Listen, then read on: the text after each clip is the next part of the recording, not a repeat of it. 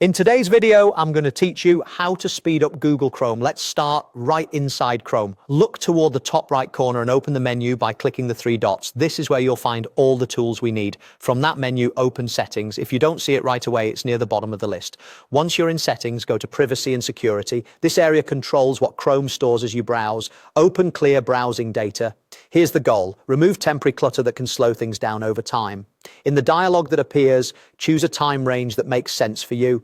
If performance has been sluggish for a while, selecting a longer range can help more. Make sure cached images and files is selected because that's often the biggest speed boost.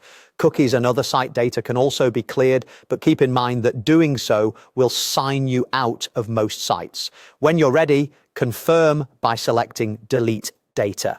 Depending on how much has built up, this may take a moment. Next, let's address extensions. Still in Chrome, open the Extensions page. You can get there from the sidebar in Settings or via the browser's menu. Extensions are powerful, but too many running at once can slow Chrome down.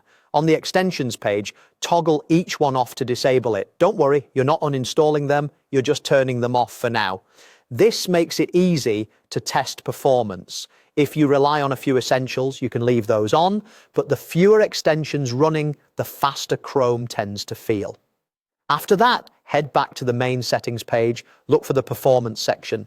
This is where Chrome manages how it uses your computer's memory. Turn on Memory Saver. With this enabled, Chrome can free up resources by keeping inactive tabs from using memory in the background. The moment you return to a tab, it will become active again. This helps your currently open tabs stay responsive, especially if you tend to keep many tabs open. That's it. You've cleared unnecessary files, streamlined extensions, and optimized how Chrome uses memory. These changes are safe, reversible, and often deliver immediate improvements. If you notice a big speed boost, great.